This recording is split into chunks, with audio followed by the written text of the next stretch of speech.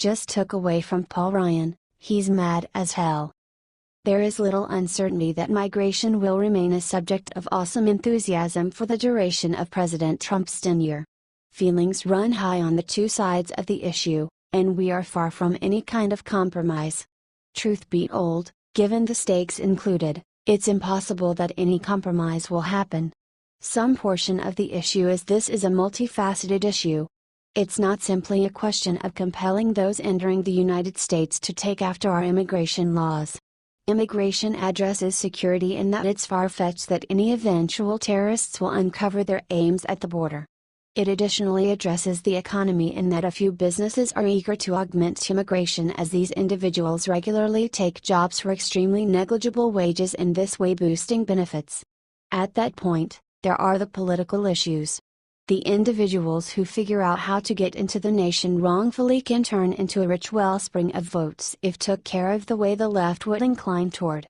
Warehoused in sanctuary cities, they can be given liberal welfare benefits until such time that a program or other technique tags along to make them vote rights.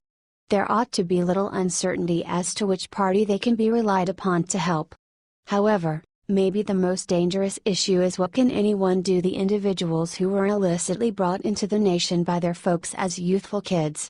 They have grown up here, and keeping in mind that pure of wrongdoing because of their age when they entered the nation wrongfully, the reality remains that they are foreigners, and consequently subject to deportation. In any event, they were until Mr. Obama issued an executive order making a program called Deferred Action for Childhood Arrivals, DACA. This empowered these purported dreamers to apply to stay in the U.S. also, keep on holding jobs and enjoy other benefits as though they were here legitimately. President Trump has finished DACA, however, in a somewhat bizarre manner. Attorney General Sessions declared that the program is being phased over a 6-month period during which time Congress can address the issue. The left is angry, of course. In any case, what is not all that undeniable is the troublesome position this puts House Speaker Ryan in. Mr. Ryan has not been especially useful in passing President Trump's plan. Truth be told, he has next to no to appear. Presently he has the notorious hot potato with which to fight. Ryan has shown that he has needed to see DACA cancelled and replaced with a bill supporting the Dreamers. President Trump has said that he has a special place in his heart for the Dreamers. So now Mr. Ryan has the issue he, at any rate, asserted that he wanted. In any case, the inquiry stays with reference to whether he can assemble a bill that won't just pass the House, however the Senate too, and get the President's mark. With the President having uncovered nothing about what might need to be in such a bill to get his mark, Mr. Ryan's issues recently deteriorated. Ryan wants the Dreamers to stay, yet to get that going he needs to pass legislation he has no clue the President will sign. Given Speaker Ryan's sad help for a president from his own particular party, the issue couldn't arrive in the lap of a more fitting person. The Trump administration on Tuesday announced the orderly wind-down of the Obama-era program that gave a deportation reprieve to illegal immigrants who came to the United States as children, putting pressure on Congress to come up with a replacement. I do not favor punishing children, most of whom are now adults, for the actions of their parents. But we must also recognize that we are a nation of opportunity because we are a nation of laws, President Trump said, in a lengthy written statement explaining the decision. The Department of Homeland Security formally rescinded the Deferred Action for Childhood Arrivals program, known as DACA, with a 6-month delay for current recipients. According to Acting Homeland Security Secretary Elaine Duke, the interval is meant to give Congress time to deliver on appropriate legislative solutions. For all the shouting the liberals are doing, that announcement does not state that President Trump won't sign legislation offering accommodations to the Dreamers. It says Congress should pass legislation to manage the circumstance over a 6-month grace period. However, there's the snag. The possibility of Congress, particularly this one led by Ryan and McConnell, completing anything in a half year is an interesting idea. Indeed, one could be pardoned for trusting that President Trump sent the DACA issue to Congress for the sole reason for giving it the deep six and giving Congress a chance to assume the fault for the program's death. Be that as it may, President Trump has sounded a propitiatory note with respect to DACA and his ability to help congressional endeavors to protect the Dreamers. "This is a gradual process, not a sudden phase-out," he said. "Permits will not expire for another 6 months, and will remain active for up to 24 months.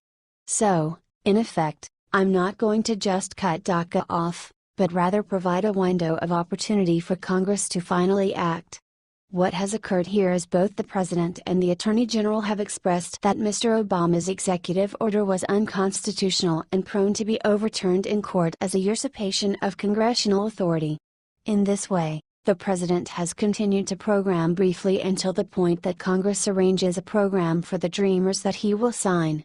"Congress, get ready to do your job, DACA," Trump tweeted Tuesday morning. What that may well mean is that Mr. Ryan has recently been put in the last place anyone would want to be, a president who has become worn out on a House Speaker who can't or won't move the president's plan. This half-year period amid which DACA can proceed while Mr. Ryan endeavors to carry out his occupation implies there is a due date. Also, that has got the opportunity to be something Mr. Ryan detests. What do you think about this? Do not hesitate and write your thoughts in the comment section below. Thank you for reading. H.T. Fox.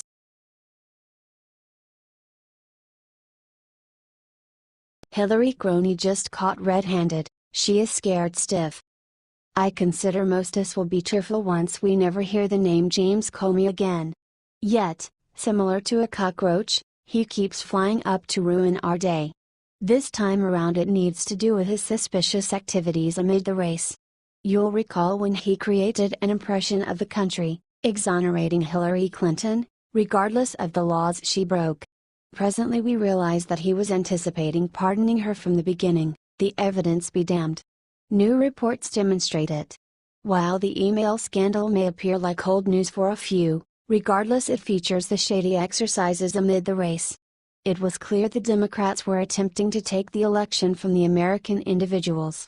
They had their goons in Washington, attempting to pull the strings to keep Hillary from confronting the justice she merited. Via Daily Caller, as the FBI director last year, James Comey began writing drafts of a statement exonerating Hillary Clinton, even before all the witnesses in the investigation, including Clinton herself, were interviewed. The Senate Judiciary Committee received the Comey memos as part of its investigation into his firing by President Trump, which occurred on May 9.